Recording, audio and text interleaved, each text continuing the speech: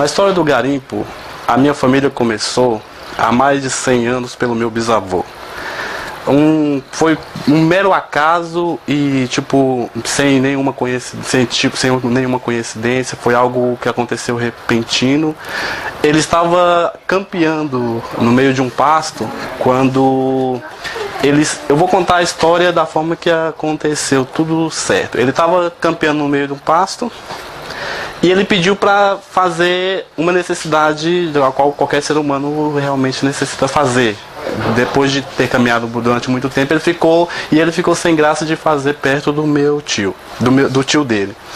Ele saiu no meio do campo, no meio do cerrado, e resolveu fazer na beira de um monte, um limpinho que ele achou que estava mais apropriado para ele fazer aquele tipo de necessidade. Ele se agachou e no que ele estava sentado, defecando, ele olhou para frente, ele conseguiu ver uma luz que brotava da terra, um feixe de luz, uma claridade, um lampião, e ele ficou muito focado naquilo, achou muito interessante porque ele nunca tinha visto algo parecido. Quando ele terminou, ele ficou muito curioso e foi olhar o que era. Ele viu que era a ponta de uma pedra de cristal, um cristal branco muito transparente, da qual ele conseguia ver de um lado da ponta, ele conseguia ver do outro lado também, que refletia o sol. Ele ficou tão maravilhado com aquilo que ele começou a cavar. Ele esqueceu do que ele estava fazendo e começou a cavar em volta para ver até que ponto chegaria a dimensão daquela pedra e o que era, porque no momento até então ele não sabia o que era. Quando ele começou a cavar, ele pôde perceber que ela estava aumentando cada vez mais. Quanto mais ele cavava em volta, ela ia abrindo, expandindo cada vez mais. O meu tio o tio dele, que é meu tio também, ele ficou muito preocupado porque ele sumiu, desapareceu do campo e ele foi atrás para ver o que tinha acontecido. Quando chegou no local que ele estava tão maravilhado com aquilo, ele estava cavando, e ele falou: tio, eu achei um negócio muito legal aqui, uma pedra bonita, e eu estou cavando em volta dela que eu não vou parar enquanto eu não achar o final dela.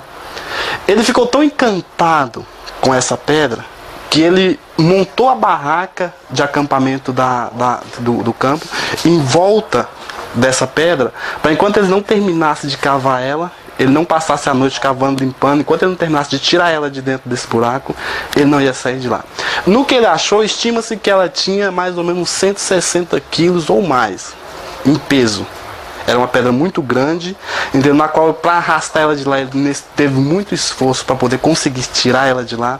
Lutou muito para poder tirar, levar até onde ele morava, entendeu? E nisso começou a estimar que ela tinha um valor imenso, como um cristal muito grande e valioso. O meu tio, que conhecia mais sobre o cristal, sobre o garimpo, ele já tinha uma dimensão do que era a peça. No que ele pegou essa peça, ele resolveu trazer para a cidade. Na travessia de mais ou menos na faixa de 90 a 110 quilômetros de distância, estima-se que naquela época, como não tinha condução, não tinha tráficos aéreos para o pobre, não tinha nada, lá a gente não sabia nem na época não sabia nem o que era carro, o que existia, entendeu? Fora do garimpo, eles resolveram trazer para a cidade para ter um conhecimento do que simbolizava aquela pedra, do que poderia fazer com aquilo.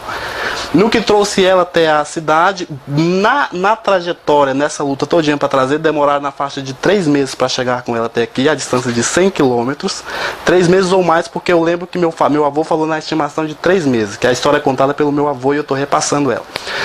No meu avô, ele conta que foi na faixa de mais ou menos 3 meses de luta para trazer ela até aqui, no qual morreram 3 burros e um homem para carregar ela, porque trazia, na época chamava de jagar, que era puxando, arrastando ela até chegar.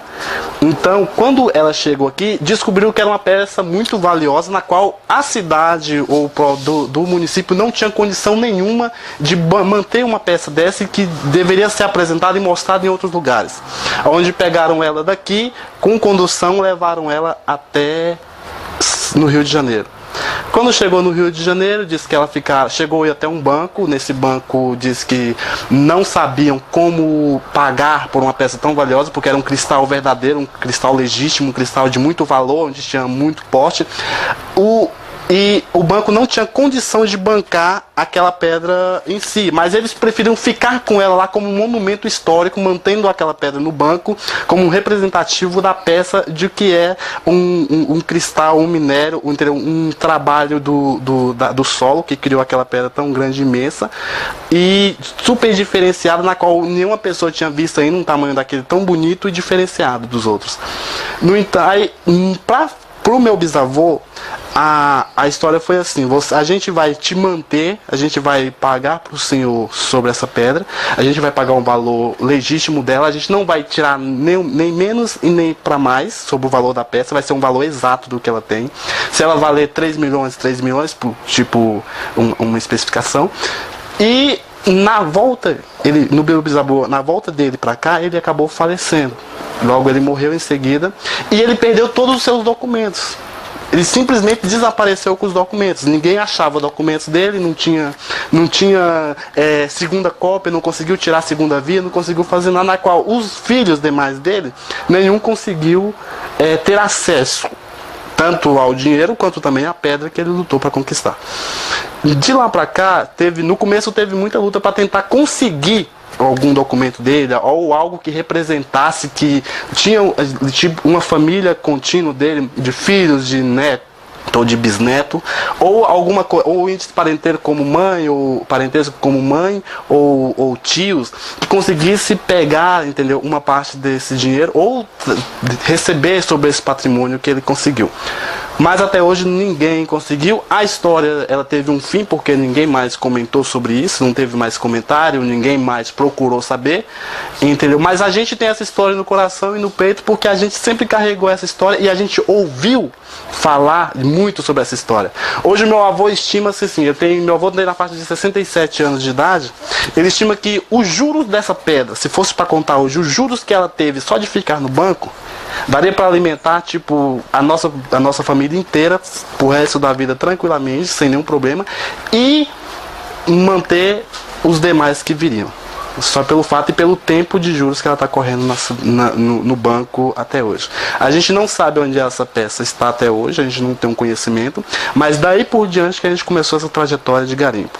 De lá veio o meu avô, que garimpou durante muito tempo, veio tios, veio primo, da qual a gente luta até hoje no ramo do garimpo, onde a gente tem sonhos, tem projeto, a gente tem conquista, e no mesmo tempo também tem muita derrota por causa da falta de desempenho, na falta de crescimento, na falta de avanço e na falta de liberdade para o garimpeiro, que o garimpeiro deveria ter na parte de trabalhar, de conquistar com seu suor, de lutar para chegar até aquele certo ponto, e acaba sendo limitado, entendeu, pelos órgãos mais altos, onde proíbe que ele consiga alcançar, entendeu? Por ser uma classe baixa, onde não tem renda nenhuma, ele conseguiu alcançar uns objetivos maiores, a qual ele tem sonho, mas só que não tem como se diz, ele não tem um foco, tipo uma ajuda ou um ego, onde ele consiga expandir aquilo que ele tem delimitado, colocado na sua cabeça para conquistar.